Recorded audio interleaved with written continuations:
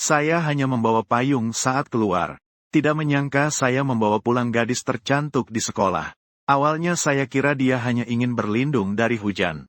Tapi dia langsung bertahan di rumah saya. Ketika di sekolah dia berpura-pura tidak akrab. Tapi malam hari dia makan makanan saya. Menggunakan barang-barang saya, tidur di tempat tidur saya. Bahkan dia menyentuh perut six-pack saya saat saya tidur. Beberapa waktu yang lalu, saya berjalan sendirian di jalan pulang dari sekolah. Menengadah dan melihat seorang gadis sedang duduk termenung di tangga. Seragamnya sudah basah kuyup. Rambut panjangnya yang basah terurai. Melihat wajahnya yang merendahkan. Tapi dia duduk diam di sana menatap tanah. Saya sebenarnya tidak berniat mengacuhkannya. Lagi pula, bertemu situasi seperti ini pada larut malam. Tidak berbalik dan berlari. Sudah bisa dibilang saya berani. Tapi saya berdiri di tempat dan melihatnya sebentar. Selalu merasa bahwa gadis ini agak familiar. Gadis itu sepertinya merasakan ada orang di depannya dan mengangkat kepalanya. Mengusap sedikit rambutnya yang basah. Menunjukkan sepasang mata indah yang berbentuk seperti bunga persik. Hanya saja tatapannya mengungkapkan rasa sedih. Kami saling melihat dan tidak bisa menghindari keterkejutan. Tatapan kami dipenuhi dengan keheranan. Keduanya saling memandang selama beberapa detik. Saya baru bisa kembali fokus. Liu Ruyan, apa yang kamu lakukan di sini? Gadis itu menundukkan kepala, tidak ada hubungannya denganmu. Saya mengangguk, kemudian langsung melangkah keluar. Saya melangkah keluar beberapa langkah. Tiba-tiba mendengar suara tangisan lembut dari belakang. Liu Ruyan menunduk dan terisak pelan. Saat itu Liu Ruyan tiba-tiba merasakan tetesan hujan di atas kepalanya. Seolah-olah terhalang. Dia mengangkat kepala dan menemukan saya berdiri di sana. Memegang payung. Menjaga agar dia tidak terkena hujan. Aku melihat Liu Ruyan. Sangat jelas melihat wajahnya yang sedih. Liu Ruyan mengulurkan tangannya untuk menghapus air hujan dan air mata di wajahnya. Sedang melakukan apa? Campur tangan ya. Aku mengeluarkan selembar tisu kecil dari tas dan memberikannya kepada Liu Ruyan. Liu Ruyan ragu sejenak. Kemudian menerima tisu itu. Menghapus air mata di wajahnya. Terima kasih. Aku melihat tubuhnya bergetar. Bergetar tanpa henti.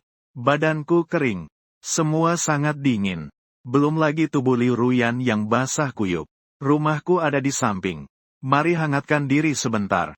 Setelah mengatakan itu, langsung mengulurkan tangan dan menarik Liu Ruyan dari anak tangga. Kamu mau apa? Jangan urus aku. Aku tidak pergi. Dia berjuang sebentar. Tapi kekuatanku sedikit mengejutkannya. Hampir tidak bisa menggoyangkan jari-jari tanganku. Hingga aku menariknya beberapa meter jauh. Dia sama sekali tidak memiliki kekuatan untuk melawan. Sebentar kemudian aku menarik Liu Ruyan masuk ke dalam sebuah gedung. Begitu masuk, angin dingin di lorong langsung menerpa wajah. Tubuh Liu Ruyan bergetar hebat. Sekarang dia tidak ingin keluar lagi. Karena dia tahu keluar pasti lebih dingin. Setelah naik lift, baru aku melepaskan tangan. Liu Ruyan berdiri di belakangku. Menundukkan kepala. Dua tangan tidak nyaman diletakkan di depan. Saat lift mencapai lantai 9, aku keluar dari lift. Berkata pada Liu Ruyan di belakangku. Ayo. Liu Ruyan juga tidak tahu kenapa dia seperti itu. Dengan aneh dia menjawab. Lalu mengikuti aku pergi. Aku membuka pintu. Masuk ke dalam. Liu Ruyan berdiri di pintu tak bergerak. Terlihat agak bingung. Aku menoleh sekali. Dengan putus asa mengulurkan tangan. Langsung menarik Liu Ruyan masuk. Dengan suara pintu yang ditutup. Liu Ruyan merasakan jantungnya berdegup kencang. Bahkan muncul sedikit rasa takut di dalam hati. Aku masuk dan mengambil sepasang sandal. Dilemparkan ke depan Liu Ruyan. Lalu berjalan masuk ke kamar tidur. Tidak tahu pergi kemana. Liu Ruyan berdiri di pintu. Tidak tahu harus berbuat apa. Apakah harus masuk atau berpaling dan pergi. Setelah berpikir panjang, Liu Ruyan melepas sepatu. Memakai sandal. Masuk ke ruang tamu. Ketika dia masuk, dia menyadari. Di rak sepatu sepertinya hanya ada sepatu saya.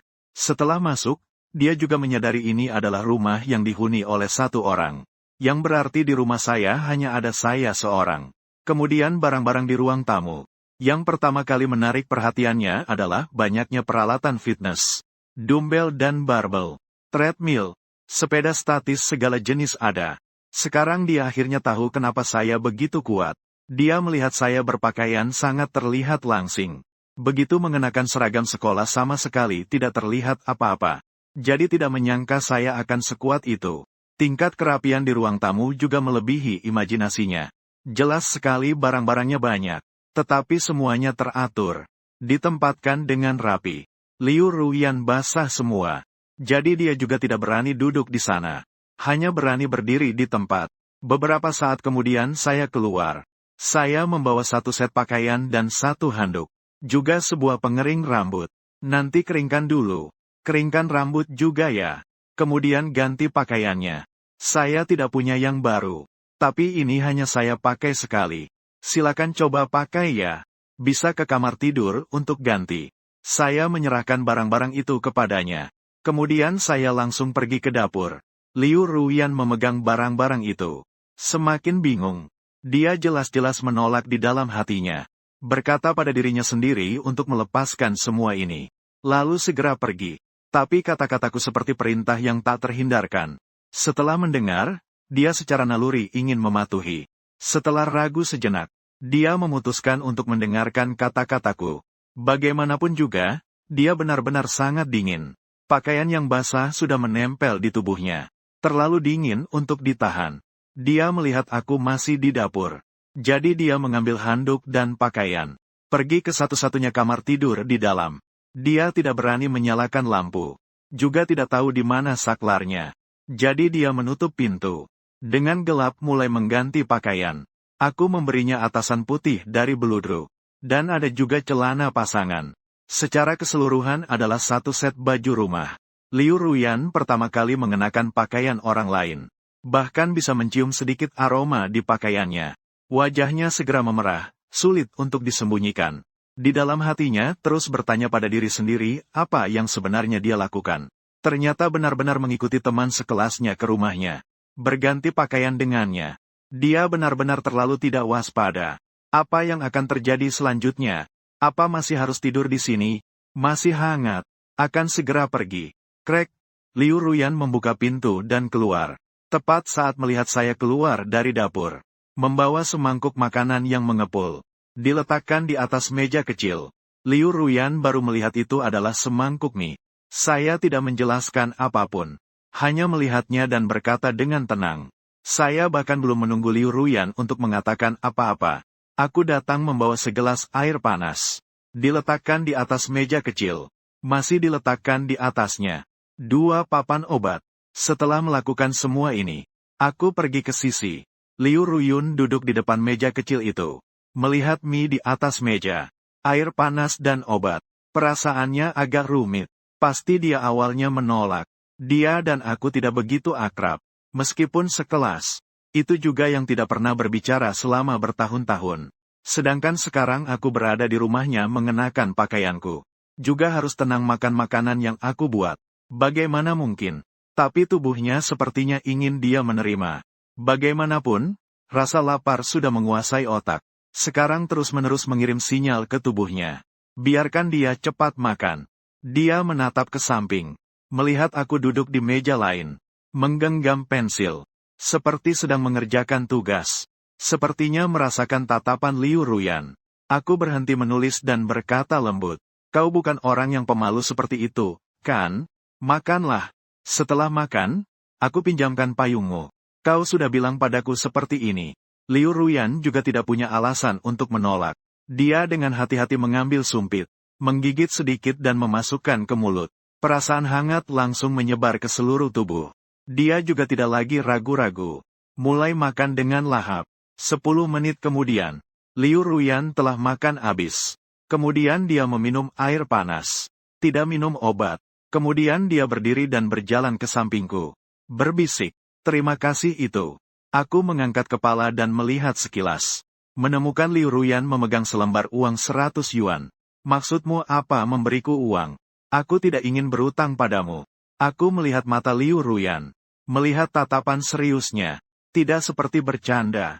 Aku tidak menerimanya. Tetapi aku berpaling melihat lembar ujian di depanku. Tidak ingin berutang padaku. Jangan kasih aku uang ya.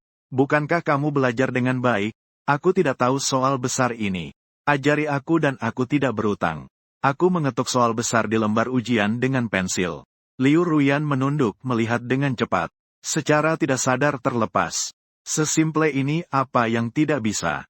Maaf ya, aku bahkan tidak bisa soal yang sesimple ini. Liu Ruyun agak canggung menutup mulutnya. Kemudian dia mengulurkan tangan dan mulai mengajarkanku bagaimana mengerjakan soal ini. Aku mendengarkan dengan sangat serius. Tapi harus diakui otakku memang tidak sepintar dia. Sampai akhirnya Liu Ruyun menjelaskan dengan sangat rinci. Barulah aku mengerti. Setelah selesai, Liu Ruyun berencana untuk pergi. Pakaian ini dan payung. Nanti saat aku pergi sekolah, akan aku kembalikan padamu. Aku mendengar dia berkata seperti itu. Barulah aku ingat Liu Ruyun sudah berhari-hari tidak masuk sekolah. Saat itu aku merasa ada yang tidak beres.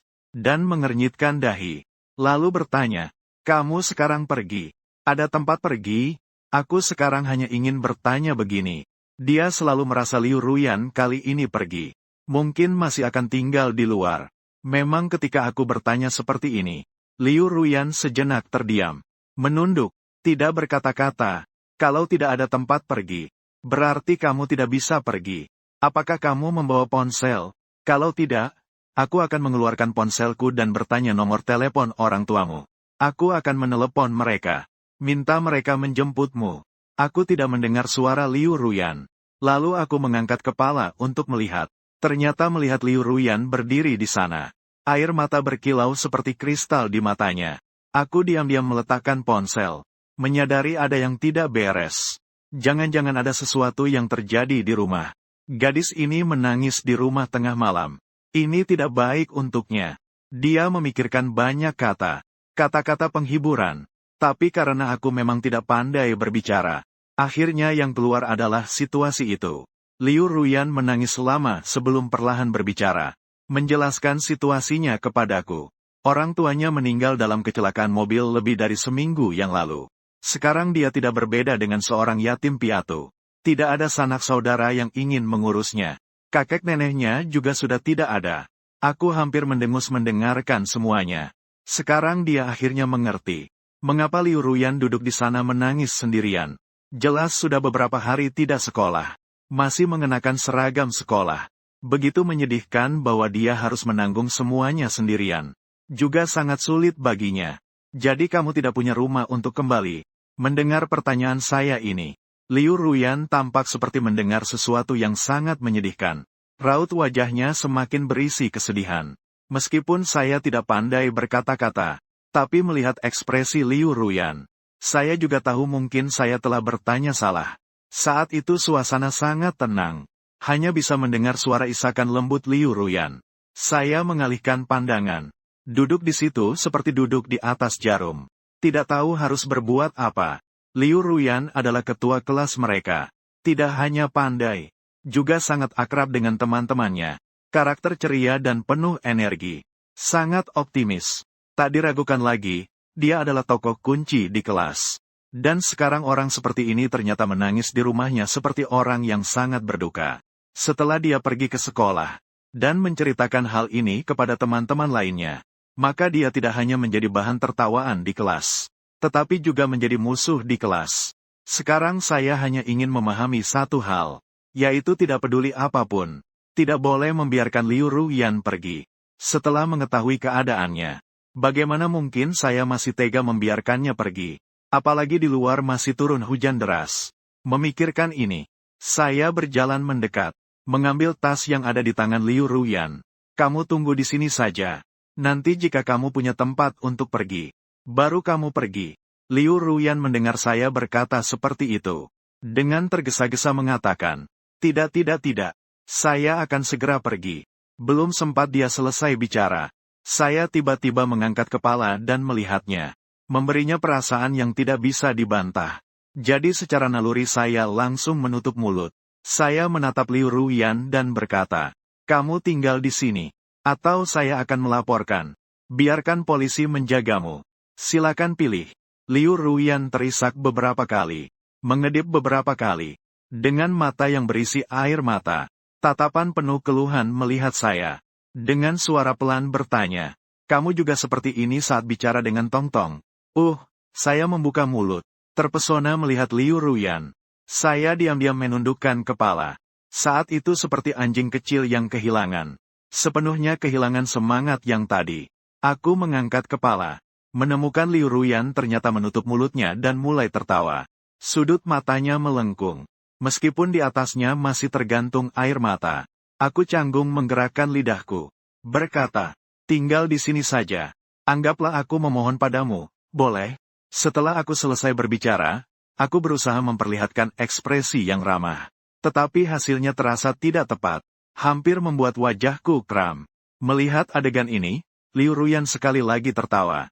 Sekarang sulit untuk membedakan apakah air mata itu keluar karena menangis atau tertawa. Aku pikir Liu Ruyan itu ejekan tanpa perasaan. Memalingkan kepala. Dengan ekspresi penuh kebingungan. Liu Ruyan juga tahu bahwa dia sudah terlalu tertawa. Tawa itu perlahan-lahan melemah. Berkata baik, aku janji padamu. Terima kasih. Tapi kenapa kamu mau membantu saya? Tidak ada alasan sebenarnya. Kalau dipaksa, itu karena saya tidak ingin nama saya di kelas semakin buruk. Liu Ruyan sedikit terkejut dan berkedip. Setelah terdiam sejenak, dia berkata, tapi saya tidak pernah mendengar ada rumor buruk tentang kamu di kelas. Tentang kamu. Hanya tentang kamu dan Tong Tong yang mengungkapkan perasaan. Itu sudah cukup jadi rumor buruk bagi saya. Apa kamu tidak takut Tong Tong akan merasa tidak senang mendengarnya? Santai saja. Nanti tidak ada hubungannya dengan saya lagi. Saya mengangkat bahu. Tampak tidak peduli sama sekali. Liu Ruyan sedikit terkejut. Bertanya dengan hati-hati. Kamu tidak suka dia lagi? Saya menggelengkan kepala. Membicarakan hal yang tidak ada respons. Tidak perlu dipaksakan lagi. Begitu juga baik. Setelah berbicara, entah mengapa Liu Ruyan merasa sedikit senang.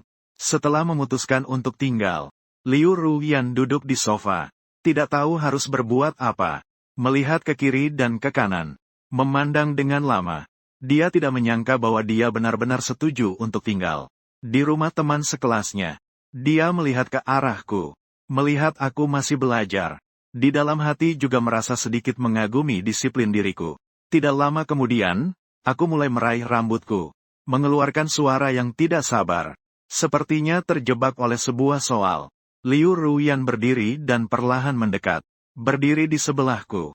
Mengulurkan tangan dan mulai menunjuk soal di kertas ujian untuk menjelaskan padaku. Aku mendengarkan dengan serius. Kadang-kadang menganggukkan kepala. Akhirnya dengan bantuan Liu Ruyan, baru bisa menyelesaikan soal ini. Dengan cepat menyelesaikan kertas ujian. Waktu sudah lebih dari 2 pagi. Saya sudah merapikan barang-barang. Melihat Liu Ruyan yang duduk di sofa. Berkata, kamu pergi tidur di kamar. Saya tidur di sofa. Meskipun saya kurang pandai dalam emosi. Tapi setidaknya tahu bahwa tidak seharusnya membiarkan perempuan tidur di sofa. Namun Liu Ruyan terus menolak. Tidak. Saya bisa tidur di sofa saja. Tidak apa-apa tidak bisa. Sofa ini tidak nyaman untuk tidur. Kamu pergi ke kamar saja. Sofa ini sama sekali tidak cocok untuk tidur. Dan juga tidak nyaman. Itu bahkan tidak bisa membiarkanmu tidur. Kau memiliki tubuh yang lebih besar dariku. Tidur bukankah akan lebih tidak nyaman? Keduanya saling menolak hingga akhirnya berpindah dari ruang tamu ke kamar tidur. Aku menyalakan lampu kamar. Liu Ruyan baru bisa melihat keadaan kamar. Bersih dan rapi. Sama sekali tidak terlihat seperti kamar seorang pria lajang. Dan ranjangnya sangat besar. Cukup untuk 2 orang. Melihat aku begitu bersikeras, Liu Ruyan juga tidak mau mundur. Jadi dia mengusulkan, kalau begitu kita tidur di kamar. Aku tidur di lantai. Kenapa harus? Kau tidur di lantai. Aku tidur. Keduanya kembali bertengkar sekitar 5 menit. Melihat waktu semakin larut, keduanya tahu bahwa tidak seharusnya berdebat tentang hal ini begitu lama. Pada akhirnya, mereka mengambil saran yang disetujui oleh kedua belah pihak. Di tengah tempat tidur besar itu dipisahkan oleh selimut. Wajah Liu Ruyan tampak tidak bisa menyembunyikan kemerahan. Dia bahkan setuju dengan saran seperti itu. Dia ternyata harus tidur di tempat tidur yang sama dengan teman sekelas pria. Dia duduk di sisi kiri tempat tidur. Dengan kedua tangan memeluk kakinya. Dalam hati merasa sedikit gelisah. Tadi belum menyadari masalah ini. Tapi sekarang aku pergi mengganti piyama. Dia baru sadar bahwa dia akhirnya adalah seorang perempuan. Dan aku adalah seorang laki-laki. Dia begitu tenang tidur di sini. Kesadaran akan keamanan terlalu rendah, kan? Saat dia mulai berhayal, aku masuk ke dalam. Dengan mengenakan piyama tipis dari sutra es. Liu Ruyan melihat garis otot yang samar-samar di bawah pakaian itu. Sangat jelas. Liu Ruyan hanya melirik, lalu cepat-cepat mengalihkan pandangan. Tapi telinganya perlahan mulai memerah. Lampunya sudah padam. Ya, lampu di kamar tidur mati. Keduanya berbaring di tempat tidur. Punggung bersandar satu sama lain. Di tengah dipisahkan oleh sebuah selimut. Liu Ruyan menutupi dirinya dengan selimut. Hanya kepalanya yang terlihat. Bagian lainnya terbungkus rapat. Dia menutup matanya dengan kuat, tetapi tidak lama kemudian membuka lagi. Dia sama sekali tidak bisa tidur. Perhatiannya sepenuhnya di belakangnya. Ke arah saya di sisi lain tempat tidur. Dalam keadaan seperti ini, 30 menit berlalu. Liu Ruyan mendengar suara napas yang teratur. Dia tahu itu seharusnya saya yang sudah tertidur. Dia juga merasa lega. Sedikit menurunkan kewaspadaan. Setelah itu, dia merasa santai. Kantuk segera menghampirinya. Tak lama kemudian, dia juga tertidur. Ketika dia membuka mata, dia menyadari sudah pagi. Liu Ruyun melihat ke samping. Menemukan hanya dirinya sendiri di tempat tidur. Aku sudah tidak ada di kamar tidur. Kemudian dia mendengar suara dari luar. Seharusnya suara dari dapur. Sepertinya ada yang sedang memasak. Liu Ruyun duduk di tempat tidur. Setelah keluar dari kamar, aroma harum menyebar dari dalam dapur. Menusuk hidungnya. Sekejap membangunkannya dari tidur. Dia melihat ke dapur. Menemukan aku mengenakan apron sedang memasak. Dia berjalan ke arah sana. Saat saya sampai di pintu dapur, saya kebetulan berbalik dan bertatap mata sejenak dengan Liu Ruyan di belakang. Selamat pagi. Saya melihat dia sekejap, mengangguk sedikit, merespons dengan suara pelan. Liu Ruyan melihat ke meja makan di depan yang ada kotak makan. Di dalamnya ada makanan yang baru saja saya siapkan. Saat itu Liu Ruyan baru teringat. Sepertinya saya yang membawa bekal ke sekolah sendiri. Saya sudah menyiapkan sarapan. Silakan makan dulu. Saya menunjuk ke sarapan yang mengepul di sebelah. Saat itu perut Liu Ruyan sudah terbangun oleh aroma ini. Melihat sarapan ini, perutnya bahkan lebih mengeluarkan sinyal lapar. Liu Ruyan menjawab pelan. Mengangguk sedikit. Duduk di depan meja makan. Tunggu aku selesai. Setelah beberapa saat sambil makan sarapan, dia bertanya, apakah kamu masih pergi ke sekolah?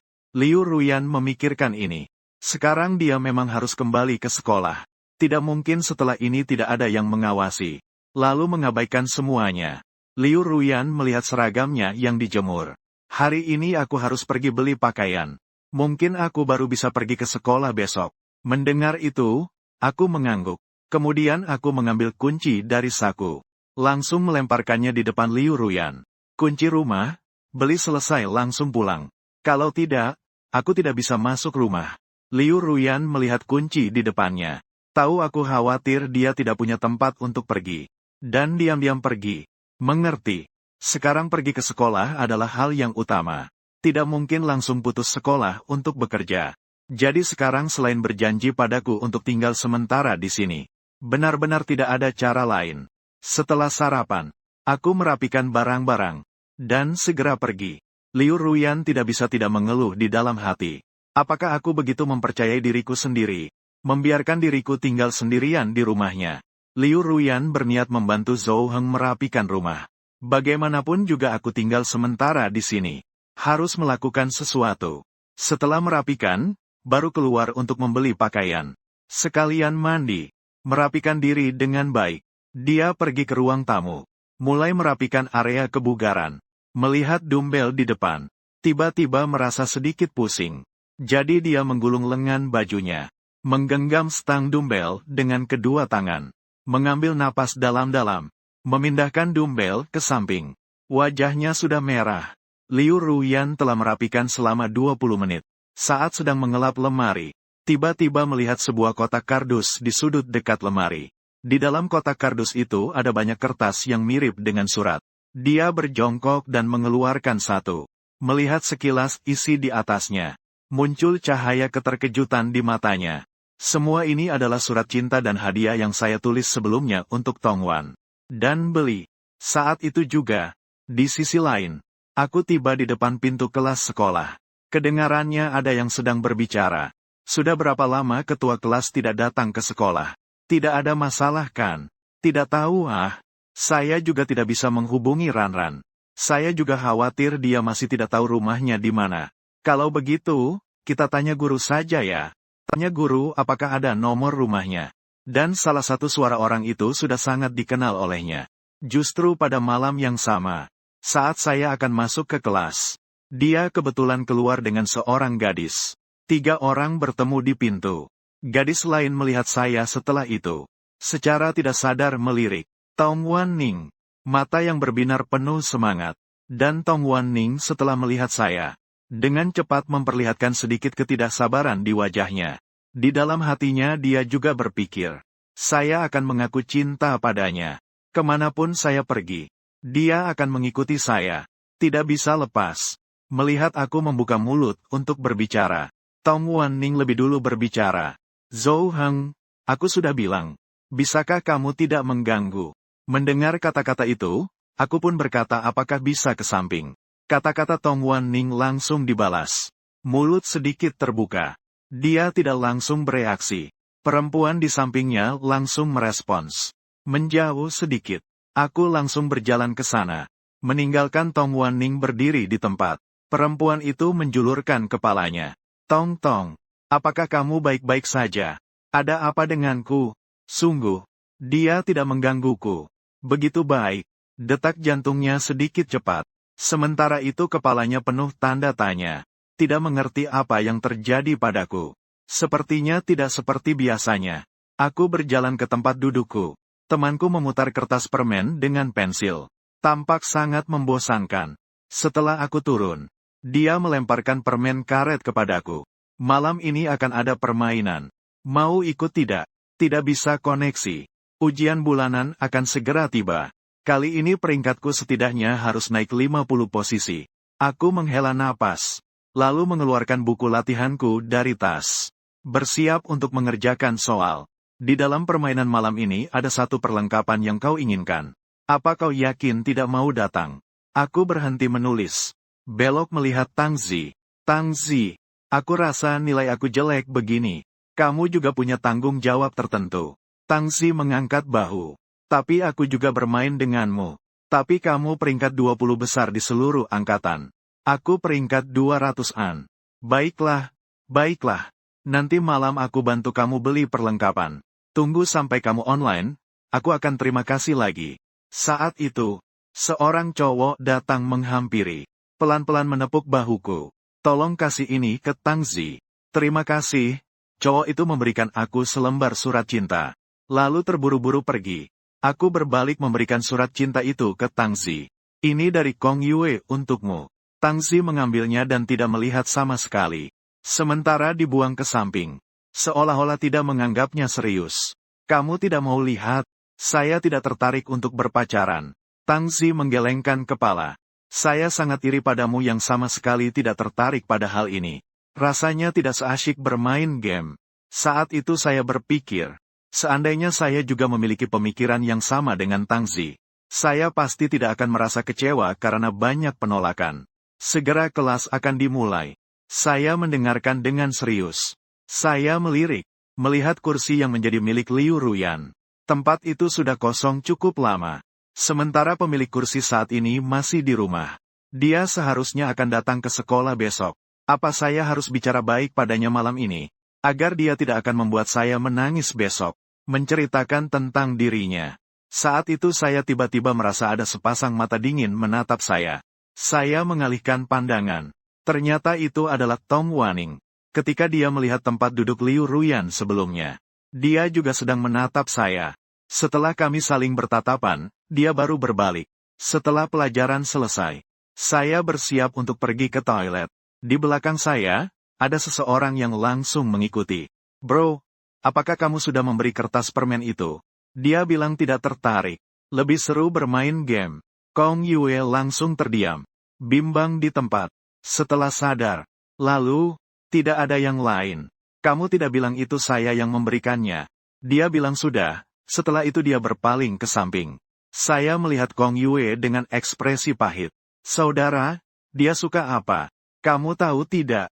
Kamu pasti tahu kamu sudah duduk sebangku dengannya selama 2 tahun. Coba kasih tahu saya. Saya ingin membelikan dia hadiah. Lupakan saja. Jangan kejar dia lagi. Ganti orang lain untuk mengejarnya. Tidak, saya suka dia seperti itu. Sejujurnya, saya bahkan bermimpi tentang dia kemarin. Tapi mimpi tentang apa? Saya tidak bisa bilang ada yang salah. Jadi, kenapa kamu tanya saya? Tanya orang lain saja. Kong Yue sadar dia telah salah berbicara. Langsung menutup mulutnya. Tapi tatapan tajam saya sudah menatapnya. Dia berbalik dan menepuk bahu Kong Yue dengan tangan besarnya. Ganti kartu grafis komputer dia dengan 4090. Ya sudah beli sesuai standar hadiah ini. Sampai pada waktu makan siang, Tang Zi membeli makanan di kantin. Kembali ke kelas untuk makan. Hei, bro, ayo kita makan bersama. Bisa melanjutkan obrolan pagi tadi. Obrolan pagi tadi yang kamu maksud itu tentang permainan. Kamu lupa permainan yang kita obrolkan tadi pagi. Kong Yue segera memotong ucapanku dengan suara keras.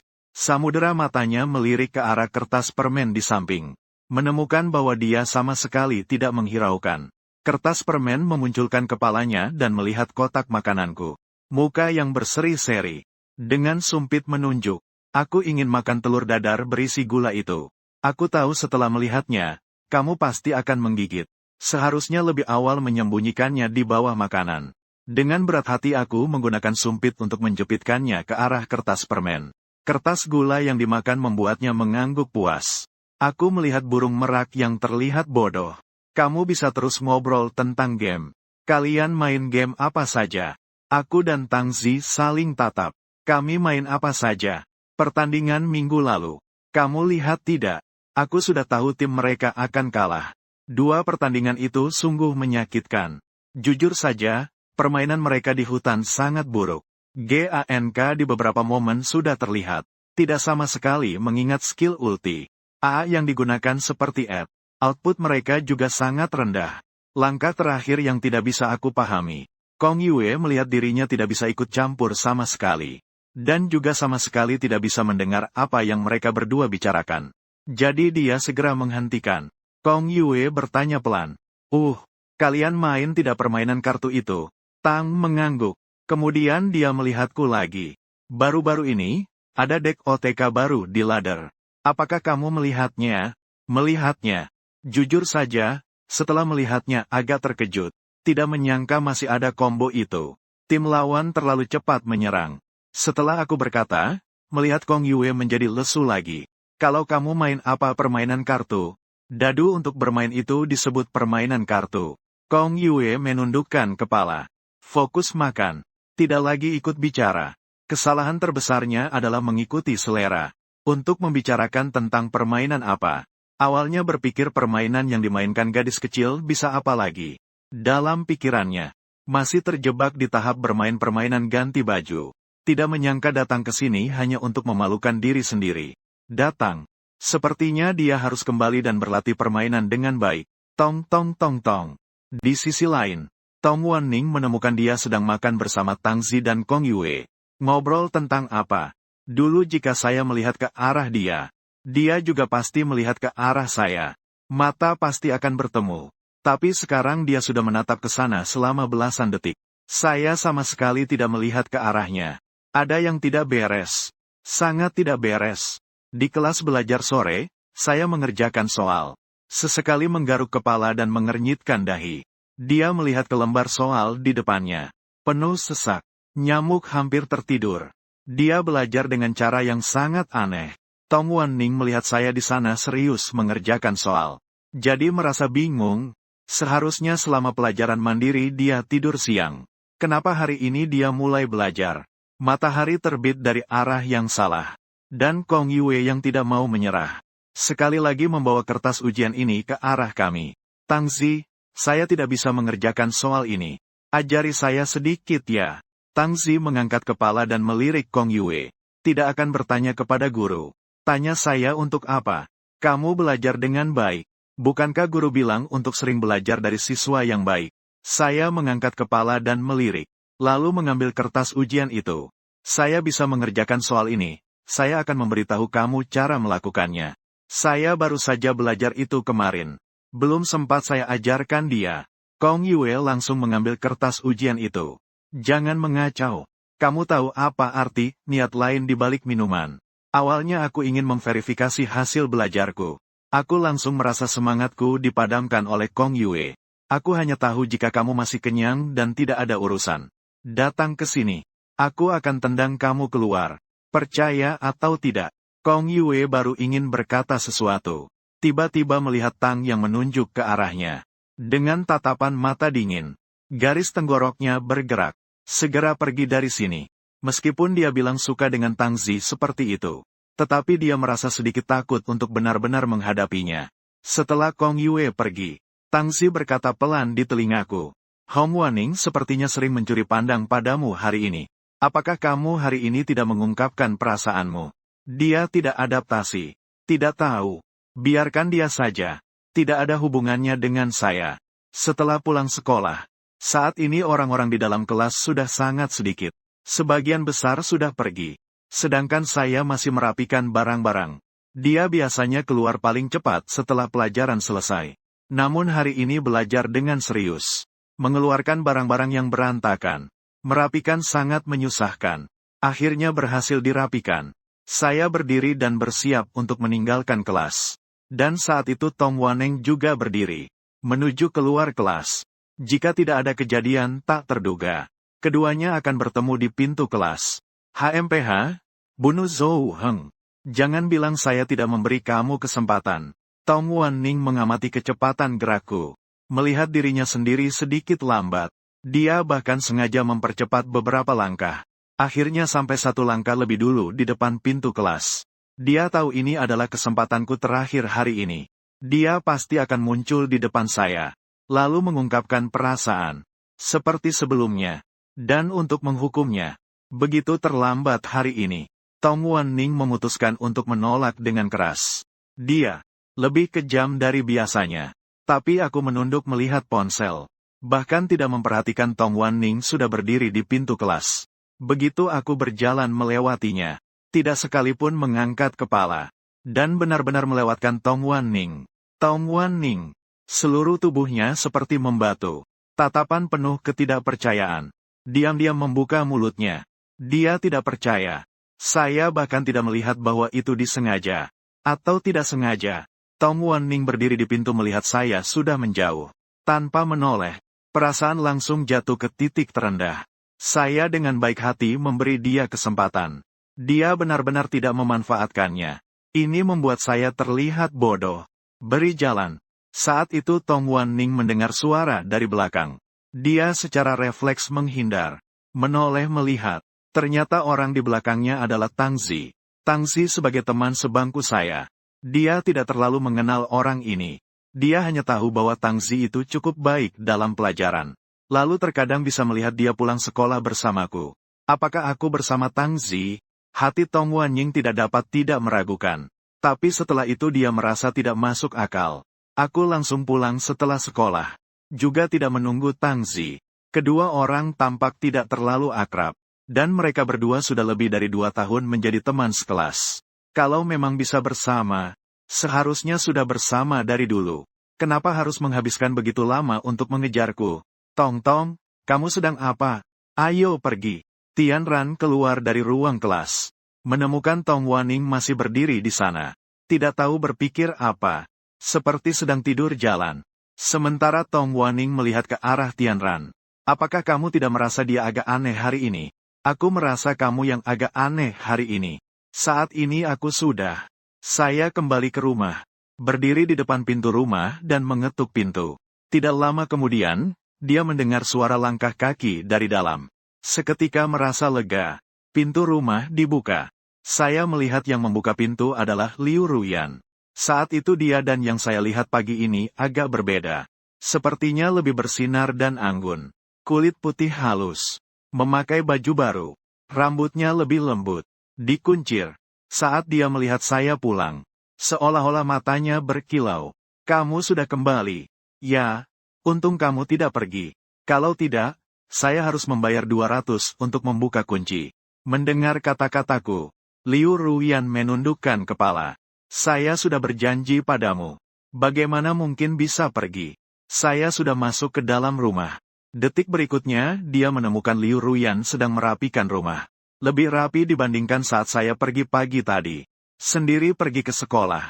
Sementara Liu Ruyan di rumah mengerjakan pekerjaan rumah. Mencuci pakaian.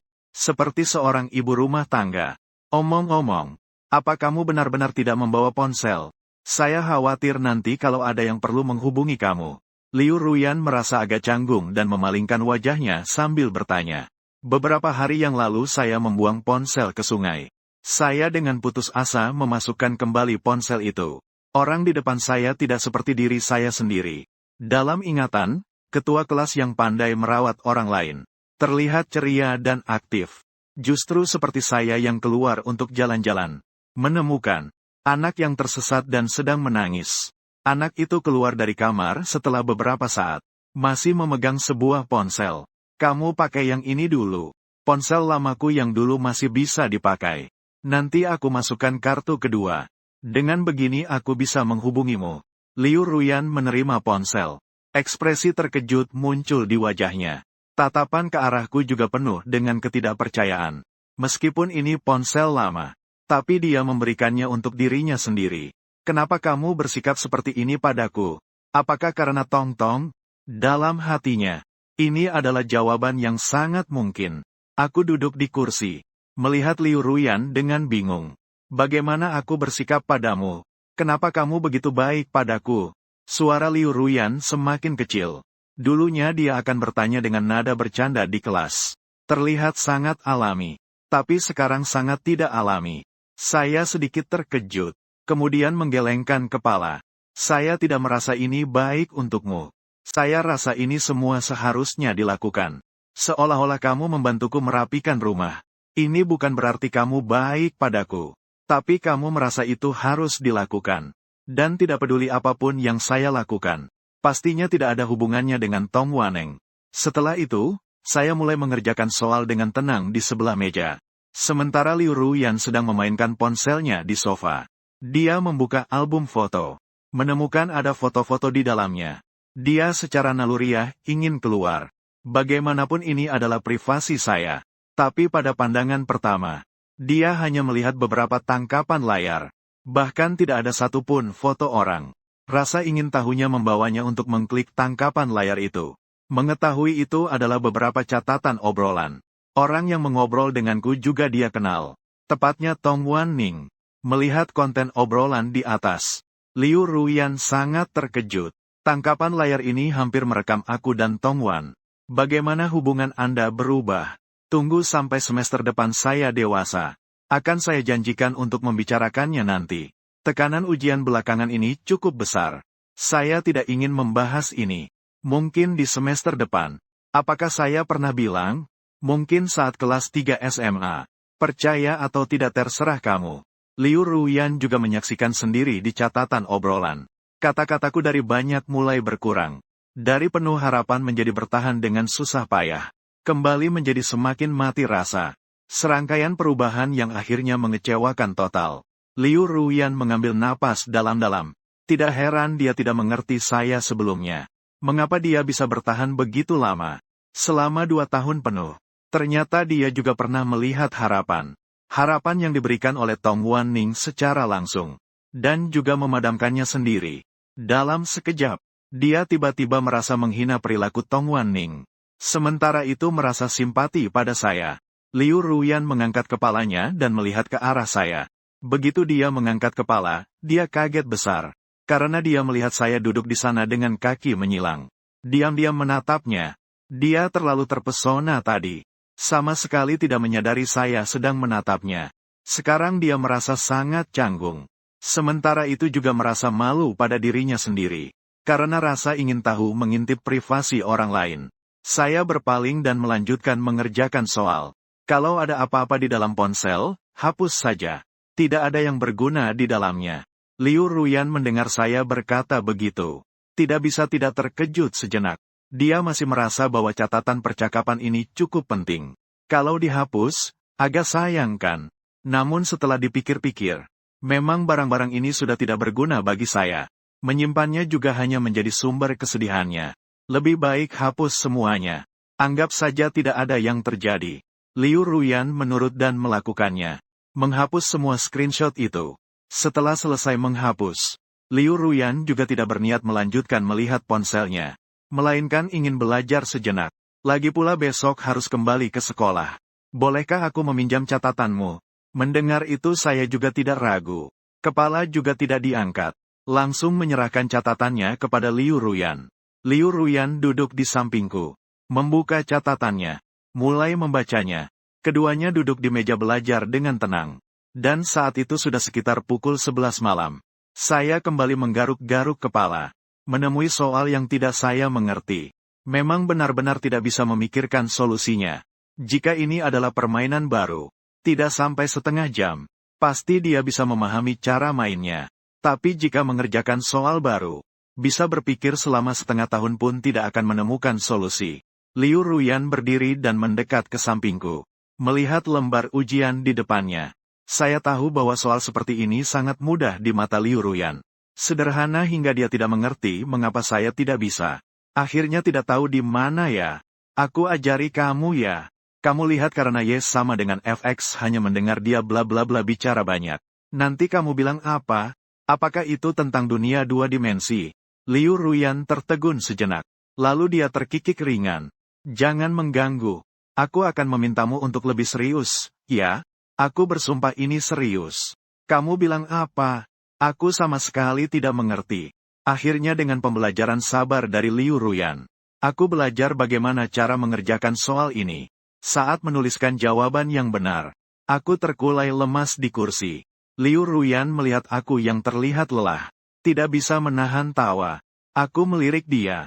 Tidak mengatakan apa-apa. Saat itu, tiba-tiba terdengar suara gemuruh. Tawa Liu Ruyan terhenti. Terpaku di wajahnya. Kau sudah makan malam? Pipi Liu Ruyan memerah. Ini tidak. Aku menghembuskan napas berat melalui hidung. Lalu berjalan menuju dapur. Liu Ruyan melihatku pergi untuk memasak. Segera melambaikan tangan. Tidak usah repot-repot. Aku tidak perlu makan. Terlalu larut, biarlah. Di sini tidak bisa membiarkanmu lapar. Aku hanya menjawab ini. Lalu melangkah masuk ke dapur. Dia duduk di tempat asal. Sedikit menunduk. 10 menit kemudian, lampu dapur sudah mati. Saya keluar, membawa sepiring nasi goreng yang uapnya mengepul. Dia melihat nasi goreng yang mengeluarkan aroma harum di depannya. Tidak bisa menahan rasa terima kasih. Setelah mengucapkan terima kasih dengan suara pelan, Liu Ruyan mulai makan. Dengan cepat menghabiskan sepiring nasi goreng. Dia menyadari bahwa masakan saya memang sangat enak. Kalau bisa setiap hari makan ini, atau membawa masakan saya ke sekolah. Seharusnya itu hal yang sangat baik. Liu Ruyan menyadari. Segera melemparkan pemikiran itu. Dia hanya tinggal sementara di sini. Setelah semuanya stabil, dia pasti akan pergi. Tidak mungkin tinggal di sini selamanya. Nanti sebelum pergi, dia bahkan berencana untuk membayar sewa kepada saya. Saya tidak bisa tinggal di sini secara cuma-cuma. Dan makan dan minum secara gratis. Itu bukan gayanya. Setelah keluar dari dapur, Liu Ruyan menatap ke depan. Detik berikutnya, dia langsung tertegun. Dia melihat saya berdiri di samping lemari. Menatap kotak kardus di samping tanpa berkedip. Itu adalah surat cinta yang dia berikan kepada Tong Wan Ning dan hadiah yang dibeli. Apakah kamu melihatnya pagi ini? Liu Ruyan bergetar seluruh tubuhnya. Ada perasaan seolah dia tahu terlalu banyak. Segera akan dibungkam. Tidak baik kan? Saya sudah melihatnya. Tapi saya tidak membuka satu persatu untuk melihat. Saya hanya melihat satu surat. Saya mengambil satu surat melihat sebentar lalu melemparkannya. Kembali melihat juga tidak masalah. Bagaimanapun, itu sangat konyol. Ketika lelucon dilihat, kebetulan saya berencana untuk membuang ini besok pagi. Apakah kamu benar-benar mau membuangnya? Apa yang lebih tidak berharga daripada surat cinta dan hadiah yang dikembalikan? Hanya setumpuk sampah. Saya melihat kotak surat cinta di depan. Tatapan saya menjadi dalam. Dalam tatapan tersebut ada Penuh dengan kekecewaan, Liu Ruyun melihat adegan ini dengan jelas. Perasaannya terhadap saya semakin bertambah. Dia tahu bahwa saya juga pernah membayangkan bagaimana rasanya bersama Tong Wanning. Tapi itu hanyalah ilusi yang tidak terwujud. Saya mengambil selembar pita, menutup kotak tersebut, membawanya ke depan pintu, bersama dengan sampah yang akan dibuang besok. Kemudian berbalik, wajahnya berubah. Raut wajah kecewa yang barusan hilang sepenuhnya. Lalu pergi ke toilet untuk mencuci muka. Bahkan Liu Ruyan merasa sedikit terkejut, tidak menyangka perubahanku secepat itu. Tapi dia berpikir sejenak, mungkin justru karena telah menanggung begitu banyak, sekarang bisa melepaskannya dengan begitu mudah ya. Tak lama kemudian waktu menunjukkan pukul 12.30 malam. Segera tiba saat paling dikhawatirkan oleh Liu Ruyan, yaitu saat tidur dan mematikan lampu. Dengan lampu yang dimatikan di dalam kamar, kamar tidur menjadi gelap gulita. Keduanya tertang di atas kasur, dengan selimut di tengah-tengah. Memang seperti ini ya. Hari ini mereka tidak membahas siapa yang tidur di kamar, siapa yang tidur di sofa. Sesuai dengan cara kemarin, keduanya pun tidur di atas kasur. Diri sendiri kedua kali tidur di ranjang dengan teman sekelas laki-laki.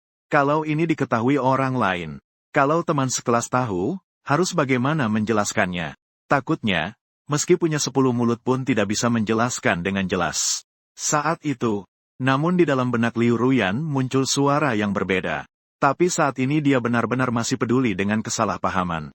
Keluarganya mengalami perubahan besar. Saat itu dia merasa ingin mati. Bergelandangan di luar dengan seragam sekolah. Sambil berjalan sambil menangis. Sama sekali tidak peduli dengan tatapan dan bisikan orang lain. Harus diakui, kalau bukan karena saya, dia sekarang bahkan tidak tahu di mana. Besok sama sekali tidak ada niat untuk pergi ke sekolah. Bisa dibilang saya yang menyelamatkannya. Dibandingkan itu, hal kecil ini jadi bagaimana? Saya mendengar Liu Ruyan berbicara sendiri. Dia juga membalas dengan suara pelan. Detik berikutnya yang didengar adalah suara lembut dan lemah Liu Ruyan. Selamat malam Liu Ruyan. Kali ini tidur terlihat jauh lebih nyenyak dibandingkan malam kemarin. Bagaimanapun, dia sudah menghadapi pukulan besar. Merasa tidak ada yang bisa menjatuhkannya lagi. Ketika Liu Ruyan membuka matanya, dia menemukan bahwa sudah siang.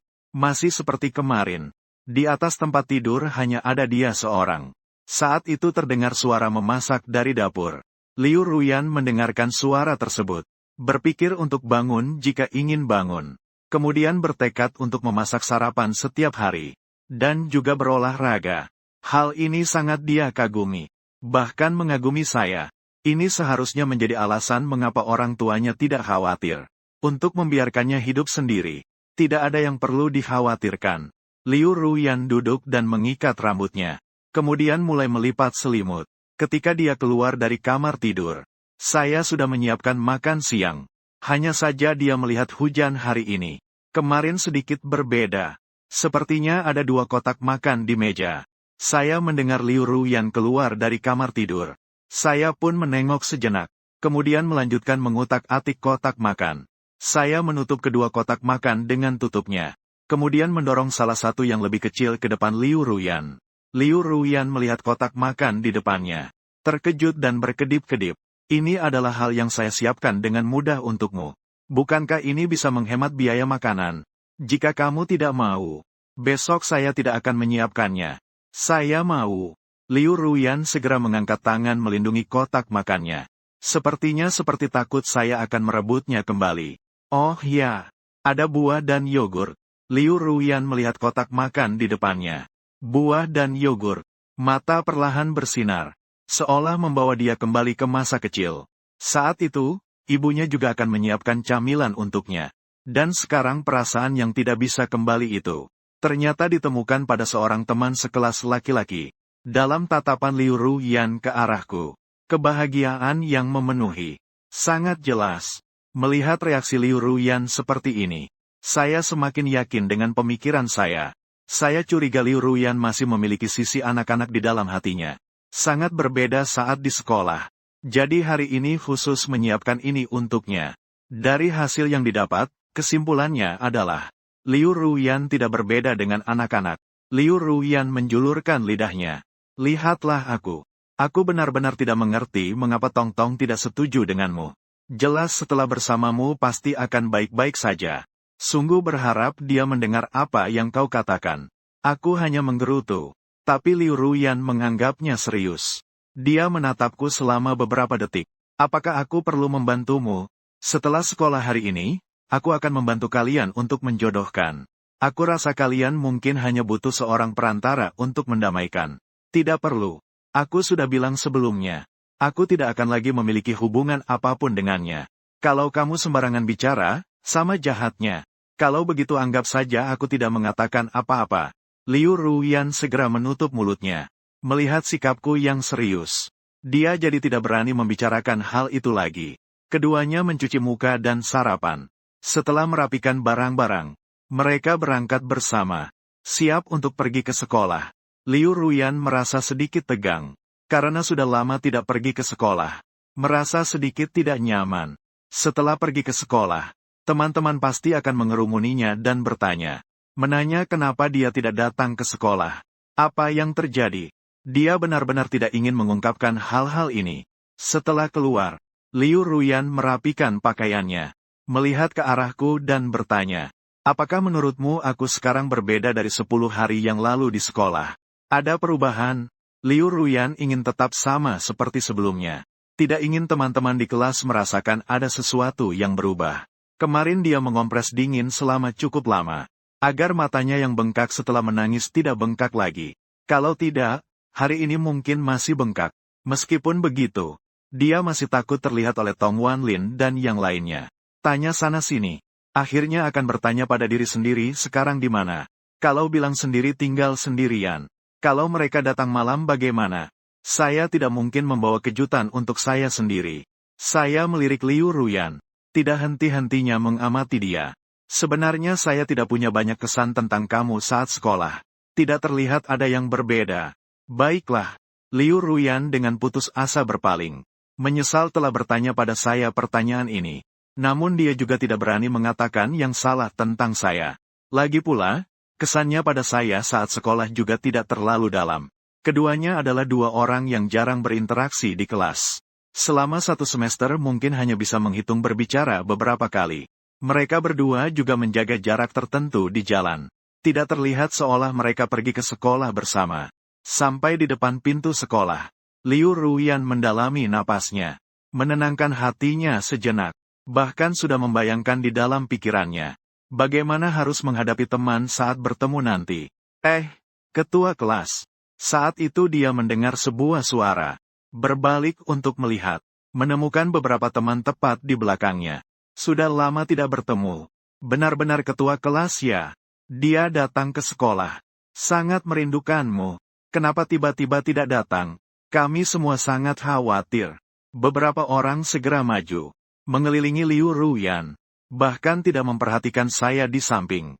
Dan saya juga tidak peduli. Langsung berjalan ke depan. Liu Ruyan menghadapi teman-teman sekelasnya. Orang-orang di sekitarnya berbicara ramai-ramai. Dia juga tidak tahu harus berbuat apa. Tapi melihat teman-teman kelasnya begitu antusias padanya. Dia jadi tidak begitu khawatir. Pada saat itu, Liu Ruyan melihat seorang gadis mendekat dari depan saya. Mengulurkan tangannya untuk menangkap kertas permen. Yang dilemparkan ke arah saya. Bagaimana? Sudah dapat. Barang bagus bisa ditukar kembali dengan saya. Nanti saya traktir kamu untuk online. Keduanya berjalan sangat dekat. Liu Ruyan melihat itu. Bahkan dia dan saya tidak berjalan sedekat itu. Masih menjaga jarak. Ngobrol juga lebih natural. Ini adalah pertama kalinya dia melihat saya berbincang dengan sangat lancar. Apa yang dikatakan orang-orang di sekitarnya. Liu Ruyan seolah tidak mendengarnya. Tatapannya terus tertuju pada dua orang di depan. Ran, akhirnya kau datang. Aku sudah khawatir tentangmu. Ada apa sebenarnya? Ketika Tong Wanning melihat Liu Ruyan, dia langsung berlari ke arahnya. Memeluknya dengan erat. Dengan cara itu, seolah-olah menemukan kerabat yang telah lama hilang. Ada sedikit masalah di rumah. Jadi aku tidak bisa datang. Liu Ruyan menjawab dengan mulutnya. Tapi tatapannya melayang ke arahku. Di sana, sebagian besar orang di kelas berkumpul di sekitar Liu Ruyan. Hanya aku yang duduk di tempatku sendiri. Liu Ruyan melihat aku dan sepupu berbicara terus-menerus. Dari mana mereka mendapatkan begitu banyak topik? Tinggal di rumah saya sendiri. Tidak pernah melihat dia berbicara sebanyak ini. Kepala kelas, guru memanggilmu ke kantor sebentar. Liu Ruyan berdiri. Bersiap pergi ke kantor mencari guru. Sebelum keluar, tatapannya terus mengarah ke arahku. Tapi tidak melihatku sekalipun. Setelah keluar, Liu Ruyan merasa suasana hatinya agak aneh. Aku mengobrol dengan teman sebangkuku. Itu sangat normal. Mengapa aku merasa tidak seimbang? Apakah karena aku tidak berbicara? Sebegitu banyak. Liu Ruyan terus berpikir dengan liar di kepalanya. Sampai ke kantor, guru melihat Liu Ruyan yang tampak tidak fokus. Liu Ruyan dipanggil. Liu Ruyan tiba-tiba sadar. Menyadari bahwa dirinya masih di hadapan guru. Guru menggenggam tangan Liu Ruyan. Kamu baik-baik saja. Saya bisa memahami perasaanmu sekarang. Jika merasa sangat sulit, katakan pada guru jika ada kesulitan. Katakan bahwa pasti akan bisa melewati ini. Jika ada teman sekelas yang mengatakan sesuatu yang keterlaluan, beritahu guru. Guru akan mengurus mereka dengan baik. Terima kasih, guru. Liu Ruyan juga tahu untuk melihat ke depan. Dia sudah sangat sedih selama 10 hari terakhir. Semua yang perlu dipikirkan sudah dipikirkan. Sayangnya, fakta tetaplah fakta. Tidak peduli betapa sedihnya dia. Itu tidak mengubah apapun. Setelah kembali ke kelas, teman-teman mulai menanyakan kabar Liu Ruyan. Saya melihat sekali sekilas Liu Ruyan yang harus dikelilingi. Untungnya posisi duduk Liu Ruyan cukup jauh darinya. Di sini cukup tenang. Kalau sekelompok orang berkumpul di sini, maka dia bisa ribut sampai mati. Tiba-tiba seseorang berlari ke sampingku. Aku hanya bisa menghela napas. Sepertinya satu-satunya orang yang akan datang ke sini untuk ribut. Bawa kertas permen itu. Ini aku belikan untukmu. Aku melirik sekilas. Ternyata itu sekantong permen. Dia menebak mungkin Kong Yue melihat kertas permen dan sering makan permen. Jadi membelinya kan? Kertas permen pun tidak dilihat. Terima kasih.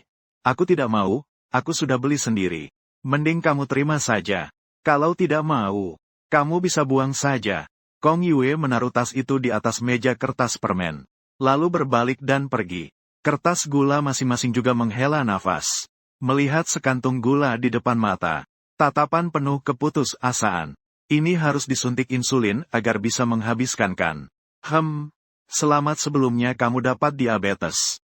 Saya hanya mengolok-olok sedikit. Meja saya jadi penuh dengan tumpukan kertas gula. Mengangkat bahu. Berkata, selamat juga ya. Kapan bisa memproses semua ini ya? Saya tidak mau, lebih baik kamu dengar dia. Mending dibuang saja. Dia menggelengkan kepala. Dan mengembalikan semua gula itu. Makan pelan-pelan saja. Gula hanya memasukkan semua gula ke dalam tas. Ditaruh di lantai. Kamu ambil sekali dan memberikannya padanya. Semoga setelah ini kamu akan diberi berkali-kali. Kau terima atau tidak? Kalau tidak terima, akan terus mengganggumu untuk menerima. Saat itu kau tidak setuju. Dia akan menyalahkan Tangzi karena kau tidak setuju tapi tetap menerima hadiah. Wajahnya penuh dengan ekspresi bingung. Inilah alasan aku tidak suka berpacaran. Sungguh merepotkan.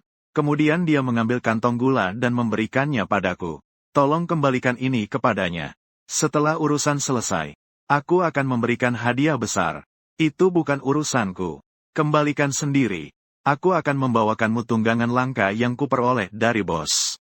Aku langsung mengambilnya. Kantong gula itu berdiri dan berjalan ke tempat Kong Yue. Kong Yue masih di sana merasa bangga. Ternyata detik berikutnya, kantong yang dia berikan langsung dilempar kembali. Bro, bawa kembali saja. Dia tidak mau. Kong Yue sedikit terkejut. Berbalik dan memandangku. Alisnya berkerut. Dia berdiri. Dengan tatapan tajam. Kemudian miring sedikit. Ada hubungannya denganmu. Aku tidak menunjukkan perubahan wajah. Berkata tidak apa-apa. Aku hanya mengantarkan kembali. Kenapa kamu sangat suka mencampuri urusan orang lain? Kau tidak suka kertas permen, kan? Kong Yue dengan sengaja memperbesar volume kalimat itu. Sejenak seluruh kelas menjadi hening. Bahkan suara Liu Ruyan yang biasanya ramai terhenti. Semua orang berbalik memandangku. Di sini, Liu Ruyan dan Tong Wanning hampir bersamaan melotot. Wajah mereka dipenuhi ketidakpercayaan. Aku tetap tidak menunjukkan ekspresi apapun. Tutup mata dan hembuskan nafas. Kemudian mengulurkan tangan dan mengeluarkan beberapa permen dari tas. Membuka bungkus permen. Detik berikutnya langsung memasukkan semua ke dalam mulut Kong Yue. Kong Yue dipenuhi dengan permen. Mel Zuo di kursi. Saya tidak mengatakan sepatah kata pun. Langsung kembali ke tempat duduk saya. Kelas dalam keadaan hening. Semua melihat ke arah saya dan Tang Zi. Tapi keduanya tampak sama sekali tidak peduli. Melakukan apa yang perlu dilakukan. Tidak terpengaruh sama sekali. Kong Yue memuntahkan permen. Baru saja berdiri ingin berjalan ke sana. Saat itu, guru yang datang untuk mengajar masuk. Melihat guru, dia menghela nafas. Kemudian menatap saya dengan tajam. Kembali duduk di bangkunya. Di dalam hatinya, saat ini sudah menganggap saya sebagai saingan cinta. Setelah dipikir-pikir terasa tidak beres. Mengapa teman sebangku bisa begitu dekat? Tak disangka, saya di depan Tang Wanling mengaku suka. Di belakang masih suka pada permen karet. Sungguh tidak manusiawi. Selama pelajaran, Kong Yue kadang-kadang menatap saya. Tatapan bersifat ganas. Sampai-sampai menggeram. Awalnya ingin membuat saya malu di depan kelas. Tapi kenapa terlihat sama sekali tidak peduli. Sebaliknya, malah membuat dirinya cukup canggung. Bukan hanya Kong Yue yang memperhatikan saya. Liu Ruyan juga tidak bisa fokus saat pelajaran. Pikirannya terus mengingat kejadian tadi. Di pagi hari, mereka berdua juga terlihat cukup dekat. Apakah benar ada sesuatu yang tersembunyi? Liu Ruyan tanpa sadar melihat ke arah saya. Hasilnya terlihat ada orang lain juga yang diam-diam melihat ke arah Tong Tong. Dia juga sedang mencuri pandang. Saya fokus saat pelajaran. Dia tahu jika tidak belajar, tidak akan berhasil. Benar-benar tidak bisa apa-apa. Nantinya peringkat tidak akan naik. Dirinya akan dikurangi uang saku. Kalau begitu, kegiatan baru apapun, dia tidak bisa mengisi uang lagi. Setelah pelajaran, Kong Yue segera bangkit dari tempat duduknya dan pergi ke arah saya. Dia pasti akan memperjuangkan keadilannya. Tidak bisa begitu saja menahan diri. Kong Yue datang ke samping saya, menepuk bahunya, menghafal. Orang-orang di kelas hampir semuanya melihat mereka. Lagi pula ada keramaian. Siapa yang akan rela ketinggalan? Tidak. Saat itu Kong Yue mengulurkan tangannya untuk menarik pakaian saya. Liu Ruyan segera berdiri dan menghentikannya. Jangan bertindak. Bagaimanapun juga dia adalah ketua kelas. Hal seperti ini pasti harus diurus. Apalagi ini adalah masalah saya. Itu adalah penyelamatnya. Liu Ruyan. Setelah berbicara, ada seseorang yang bergerak. Orang itu adalah Lu Yunshuo. Dia segera datang ke sisi mereka. Mengulurkan tangan untuk menarik tangan Kong. Lepaskan. Lu Yunshuo. Kamu mundur. Ini tidak ada hubungannya denganmu. Kong Yue ingin mendorong Lu Yunshuo. Tapi Lu Yunshuo besar dan tinggi. Kong Yue jauh lebih pendek darinya. Kekuatan juga tidak sebanding dengannya. Tidak boleh berkelahi. Kalau tidak, saya akan memberitahu guru. Liu Ruyan juga datang di sebelah mereka. Memperingatkan Kong Yue. Dari awal hingga akhir, saya tidak memperhatikannya. Bahkan tidak mengangkat kepala dari kertas permen. Ini membuat Kong Yue sangat canggung. Ada rasa seperti seluruh kekuatan jatuh di atas kapas. Lu Yunshuo saat itu berkata, jika kamu benar-benar tidak puas, maka kalian berduel dengan cara yang sopan. Bersaing dalam menarik tangan. Bisa ada semangat kompetitif. Tapi tidak boleh bertarung. Bersaing dalam menarik tangan. Kong Yue mengangkat alisnya. Ragu sejenak. Melihat ke arah lenganku. Meskipun mengenakan pakaian tidak terlihat apa-apa. Tapi dia merasa seharusnya bukan lawan yang sepadan. Saya juga sering berolahraga. Apakah orang yang sering bermain game seperti saya akan kalah? Tepatnya, jika saya berkelahi, ada kemungkinan saya akan dibenci. Tapi jika itu perkelahian tangan, kalau saya menang juga ada harga diri, dan tidak akan dibenci. Saya bisa melakukan itu. Apakah kamu berani? Kong Yue melihat saya. Lagi pula dari awal saya tidak pernah berbicara. Tidak tahu apa yang dia pikirkan. Dada saya bergetar. Berputar untuk melihat Kong Yue. Dengan tenang saya berkata, perkelahian tangan juga baik. Berkelahi juga baik. Apapun yang bisa membuatmu berhenti menggangguku. Terserah kamu untuk memutuskan. Aku merasakan api kemarahan yang langsung muncul dari Kong Yue. Sangat jelas aku tidak menganggapnya serius. Ayo, bertandinglah. Jika aku kalah, aku tidak akan mengganggu kamu lagi. Setuju? Kalau begitu, jangan ganggu aku juga ya. Pada saat itu, Tangzi tiba-tiba menatap Kong Yue. Kong Yue benar-benar terkejut. Sudut bibirnya bergerak. Wajahnya terlihat agak tidak menyenangkan. Mengatakan kalimat ini di depan banyak orang. Benar-benar seperti tamparan keras di wajahnya. Kong Yue menggigit giginya dan mengangguk. Menyetujuinya. Baik, jika aku kalah, aku tidak akan mengganggu kalian lagi. Lalu kalau aku menang, ya, kamu menang ya sudah. Kamu yang datang mencari masalah. Kamu masih mau apa lagi?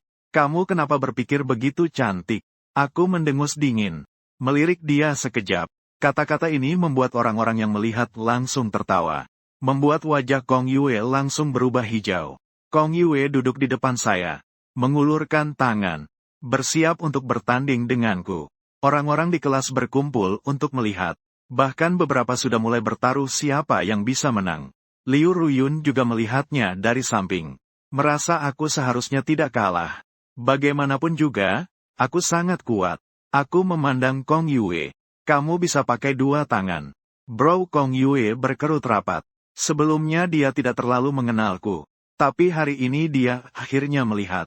Orang ini bisa begitu hebat. Masih membuat kedua tangan sendiri. Dia berencana untuk membuat kedua tangannya setelah membuat dirinya menang juga tidak terhormat. Baiklah. Jangan berbicara sia-sia. Sebentar lagi akan mulai kelas. Ya. Tangan kanan cepat sedikit. Kedua tangan saling bergenggaman. Lu Yunshuo sebagai wasit di tengah. Setelah melihat kedua orang sudah siap, langsung mengumumkan siap mulai. Begitu mulai, Kong Yue langsung menggigit bibir. Menggunakan seluruh kekuatan. Dia berencana untuk menyelesaikan dengan cepat. Sedangkan aku terlihat lebih santai. Sepertinya dari ekspresi tidak terlihat sedang berusaha. Beberapa detik kemudian, wajah Kong Yue segera memerah. Tetapi bahkan masih tidak bergerak sedikit pun. Dia mulai menyadari ada yang tidak beres. Tidak mungkin. Hubungan kamu, saudara, Kong Yue mengerahkan seluruh tenaga. Tapi tetap tidak bergerak sedikit pun. Jantungnya berdebar kencang, wajahnya memerah.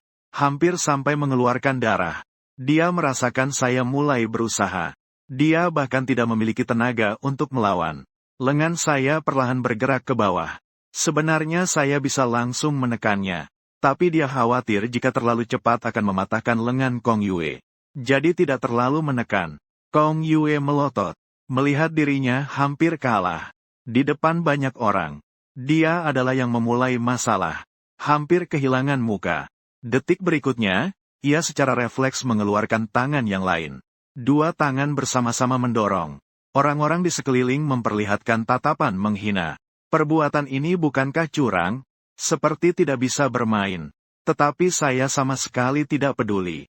Karena dia sudah menggunakan kedua tangan. Seharusnya tidak begitu rapuh. Jadi saya mulai berusaha keras. Dia hanya bertanding sekejap dan selesai. Saya menang dengan sangat telak. Saya menang. Saya benar-benar tidak tahu harus bilang apa. Silakan lakukan apa yang kamu mau. Lu Yunshuo menepuk bahu Kong Yue. Menggelengkan kepala. Jelas sekali sangat meremehkan tindakan dia yang tadi. Orang-orang di sekitar juga bersorak. Semua mulai pergi. Dan Kong Yue masih terpaku di tempat. Seperti orang bodoh. Mata terbelalak. Mulut sedikit terbuka. Tampak seperti orang yang sudah sembuh tapi masih mengeluarkan air liur. Dia benar-benar tidak mengira dirinya akan kalah. Dan ternyata main curang. Dua tangan juga kalah. Baik itu ujian tertulis atau akhlak. Sepertinya benar-benar kalah total. Selamat tinggal. Pulang dan makan lebih banyak gula ya. Aku mengayunkan tanganku. Menandakan Kong Yue untuk pergi. Kong Yue menengadah melihat kertas permen. Mengetahui dia tidak melihat ke atas. Tidak terkejut sama sekali. Seolah-olah sudah tahu hasil pertandingan sebelumnya. Hatinya mati total. Berdiri.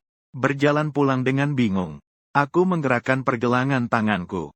Saat itu Tangzi memberinya lap basah. Mop-mop tangannya. Begitulah akhir dari drama ini. Perhatian kelas juga teralihkan. Awalnya sedang membahas saya dan kertas permen. Sekarang semua berubah menjadi membahas Kong Yue. Bilang sebelumnya sudah melihat orang ini Kong Yue tidak bisa. Sikapnya tidak baik. Suka membuat masalah. Berada di dalam situasi di mana dinding runtuh. Banyak orang mendorongnya ke dalam koridor. Liu Ruyan, Tong Wanning, dan Tian Ran pergi ke toilet. Tian Ran agak terkejut dan berkata, "Tak disangka dia cukup kuat ya. Biasanya tidak terlihat dia berolahraga. Kepala 7 bodoh. Ada sedikit kebodohan." Tong Wanning berkata dengan sinis. Namun dia masih memikirkan kejadian pagi tadi. Dia kemarin sudah sedikit curiga apakah saya dan Tang Zi bersama. Hari ini dia semakin curiga. Bahkan merasa kecurigaannya itu benar. Saat ini dia sangat ingin tahu apa yang terjadi. Mengapa saya tidak mengungkapkan perasaan saya kepadanya seperti biasanya kemarin? Dan apakah dia benar-benar bersama Tang Zi? Tapi dia tidak bisa bertanya. Agar tidak terlihat seperti dia sangat peduli padanya. Rasanya dia sedikit kaku. Ran, menurutmu bagaimana orang ini? Apakah dia cocok dengan Tong Tong? Tian Ran bertanya dengan senyuman nakal kepada Liu Ruyan. Tong Wanning setelah mendengar berpura-pura marah dan sedikit memukul Tian Ran. "Aduh, kamu berkata sembarangan. Benar-benar, kamu belum tahu betapa menyusahkannya saya." Dia awalnya berpikir Liu Ruyan tidak akan menjawab, tapi dia serius mengangguk. Saya merasa dia memang kaku. Tapi dia orang yang sangat baik. Seharusnya terkait apakah dia cocok dengan Tong Tong. Liu Ruyan tiba-tiba teringat catatan percakapan yang dilihatnya semalam. Menggelengkan kepalanya. "Saya rasa tidak terlalu cocok." Tong Wanning mengulurkan tangan kepada Tian Ran dan berkata, "Kamu lihat, aku bilang tidak cocok kan?" Liu Ruyan di dalam hati menambahkan sebuah kalimat. Maaf, Tong Tong. Saya rasa kamu tidak pantas mendapatkan perasaan yang dia berikan." Tian Ran mengangguk dengan putus asa dan berkata, Ya, memang tidak cocok. Kamu harus dengan cowok yang ganteng seperti Lu Yunsuo. Lu Yunsuo. Jangan bercanda. Siapa yang tidak tahu dia suka Ran? Pasti itu Ran. Kamu bilang kan? Tong Wanning tersenyum bermakna sambil menggoda. Dengan lengannya, dia menyenggol Liu Ruyan di sampingnya. Dan Liu Ruyan setelah mendengar, perlahan menggelengkan kepala. Berkata, "Aku tidak suka dia." Tong Wanning dan Tian Ran berdua tidak bisa tidak merasa sedikit terkejut. Bertanya dengan heran, "Kenapa? Dia tinggi dan tampan. Nilainya juga bagus. Di mana dia kurang?" "Dia tidak kurang di mana-mana. Hanya saja dia bukan tipe yang saya suka." "Jadi kamu suka tipe yang bagaimana?" Liu Ruyan terdiam sejenak. Berpikir sejenak. Bibir tipisnya sedikit terbuka. Berkata pelan, "Yaitu yang langsung. Punya pendapat sendiri. Yang bisa mengurus orang lain. Punya pengendalian diri. Dan agak memiliki daya tarik maskulin." Siapa? Apakah di kelas kita ada laki-laki seperti itu? Tian Ran dan Tong Wanning saling memandang. Mencari-cari ciri-ciri laki-laki di kelas di dalam pikirannya. Melihat apakah ada yang sesuai. Tapi dari penampilan, sepertinya tidak ada orang seperti itu ya. Saya hanya bilang suka tipe ini. Kan tidak bilang siapa. Tatapan Liu Ruyan tiba-tiba dipenuhi kegelisahan. Segera menjelaskan. "Tolonglah. Berani tidak untuk punya sedikit ambisi. Ini tipe apa? Kamu, dengan syarat yang begitu baik, pandangannya seharusnya bisa lebih tinggi." Setelah mendengar kata-kata mereka, Liu Ruyan menundukkan kelopak mata dengan lesu. Sebuah kesedihan melintas di matanya. "Syarat ya? Sekarang seharusnya saya sangat jelek ya." Dia bergumam pelan pada dirinya sendiri. Hatinya tidak bisa tidak merasa sedikit suram. Dia sekarang hanya bisa belajar dengan baik. Berusaha memperbaiki kondisinya sendiri. Tapi ada satu aspek yang tidak akan pernah bisa diperbaiki.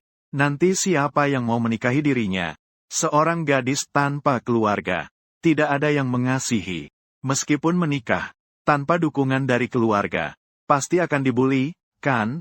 Dia sudah siap menjadi seorang diri seumur hidup. Waktu pagi cepat berlalu. Sampai waktu makan siang, Liu Ruyan sudah mulai menantikan makan siang dari pagi. Lagi pula ini adalah masakan yang saya buat sendiri. Dia mengambil kotak makan dari meja. Diletakkan di atas meja. Setelah dibuka, makanan lezat terhidang di hadapannya. Matanya berkilau. Rasanya hanya dengan melihatnya sudah memberikan efek menggugah selera. Ran, kenapa kamu hari ini bawa makanan? Tong Wanning melihat kotak makan di meja Liu Ruyan. Dengan sedikit terkejut bertanya. Dalam ingatannya, sepertinya hanya aku satu-satunya di kelas yang membawa makanan sendiri. Aku tiba-tiba tergerak hati. Bolehkah aku mencobanya? Apakah itu buatan ibumu? Hong Wanning melihat makanan Liu Ruyan. Sambil tersenyum bertanya. Bukan aku. Aku sendiri yang memasak, kan? Aku ingin coba. Hong Wanning mengambil sumpit dan mencuil sedikit ke mulutnya. Mengunyah perlahan. Setelah beberapa saat, gerakan mengunyahnya melambat. Alisnya sedikit berkerut. Ini adalah buatanmu sendiri. Iya. Ada apa? Tidak ada. Rasanya agak familiar. Tapi enak kok. Kamu hebat ya. Biasa saja. Liu Ruyun sedikit panik di dalam hatinya. Tidak menyangka Tong Wanning akan merasa rasanya familiar. Apa dia sudah pernah makan makanan yang aku buat sebelumnya? Keduanya sebelumnya cukup dekat. Mungkin dia sudah pernah makan. Syukurlah dia tidak menyadari. Kemudian dia menoleh sejenak. Aku melihat dia juga sedang makan.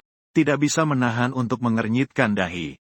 Sepertinya dia sedang memikirkan sesuatu. Liu Ruyun makan dengan sangat bersih. Pergi mencuci kotak makan dengan bersih. Kembali melanjutkan makan buah. Minum yogurt. Akhirnya dengan puas berbaring di meja. Sudut bibirnya menyimpan senyum tipis. Entah mengapa, dia merasa seolah-olah kembali ke masa kecil. Ketika dia masih di sekolah dasar, dia juga membawa bekal sendiri. Saat itu ibunya selalu menyiapkan makan siang untuknya setiap pagi. Air mata berputar di pelupuk mata Liu Ruyan. Kemudian jatuh dari matanya. Mengalir di pipinya dan menetes di meja. Dia segera duduk dan menghapus air mata. Agar tidak terlihat oleh orang lain. Sore di musim panas biasanya cukup pengap. Para siswa di kelas sudah mengantuk. Hampir saja tertidur. Saat sore tiba dan ada pelajaran pendidikan jasmani. Pelajaran olahraga saat ini sudah sangat jarang. Hanya ada satu pelajaran dalam seminggu. Kelas lain pada umumnya tidak ada pelajaran olahraga ini. Namun kelas mereka adalah yang peringkat pertama di angkatan. Banyak siswa di kelas ini memiliki nilai yang sangat baik. Jadi, wali kelas tidak membatalkan pelajaran olahraga ini. Setuju untuk membiarkan mereka bergerak bebas untuk beraktivitas. Bisa dibilang membuat siswa dari kelas lain merasa iri. Semua orang turun ke bawah. Datang ke lapangan dan mulai bermain hore. Para siswa laki-laki membawa bola basket ke lapangan basket. Bagi mereka, sekarang adalah waktu paling bahagia dalam sehari. Sedangkan saya duduk di tempat teduh, membaca buku. Dia juga ingin keluar untuk menghirup udara segar. Tapi dia juga ingin menyempatkan waktu untuk belajar. Bagaimanapun juga, nilainya sangat buruk. Kalau ingin mengejar, dia harus berusaha lebih keras dari yang lain. Kalian lihat dia sedang membaca buku di sana. Sepertinya dia tidak berpura-pura. Benar-benar mulai belajar dengan serius. Tian Ran menunjuk ke arah saya yang ada di tempat teduh. Berbicara kepada Tong Waneng dan Liu Ruyan di sampingnya. Dia sudah merasa saya sedikit berbeda kemarin. Seolah-olah telah melakukan beberapa perubahan. Hari ini melihat dia berusaha keras belajar. Liu Ruyan mengangguk pelan. Hanya dia yang tahu seberapa keras saya berusaha. Setelah pulang juga belajar dengan serius. Dapat terlihat tekadnya. Sedangkan Tong Waneng tampaknya tidak tertarik. Menarik Liu Ruyan dan Tian Ran berdua. Ayo kita lihat anak laki-laki bermain basket. Liu Ruyan terbagi tarik oleh Tong Waneng. Dibandingkan melihat mereka bermain basket, sebenarnya dia ingin sekali pergi membaca dengan saya. Namun, itu agak terlalu disengaja. Pasti akan ada orang yang membicarakannya. Dia sendiri sih tidak peduli. Utamanya khawatir akan memengaruhi saya. 3 orang tiba di sebelah lapangan basket. Melihat para cowok bermain basket. Meskipun Liu Ruyan tidak terlalu ingin menonton. Banyak cewek yang menonton cowok bermain. Salah satu yang paling berpengaruh adalah Lu Yunsuo. Tatapannya tertuju pada Liu Ruyan di sisi lapangan. Tubuhnya seperti mendapat suntikan semangat. Mulai sangat aktif. Terus-menerus berteriak minta orang lain untuk mengoper bola kepadanya. Bahkan ingin menunjukkan Dung dengan cara yang mencolok. Sayangnya gagal. Namun tampaknya dia tidak menganggap kesalahan ini sebagai kesalahannya. Melainkan mulai menyalahkan orang lain yang tidak mengoper dengan baik. Di sisi lapangan basket suasana sangat meriah. Sementara di sini, Waktu berjalan dengan tenang. Saat dia membuka halaman berikutnya di bukunya, sebuah bola basket tiba-tiba dilemparkan ke pelukannya, hampir menghantam hidungnya. Saya sedikit mengepalkan alis, menaikkan kepala, melihat ke depan.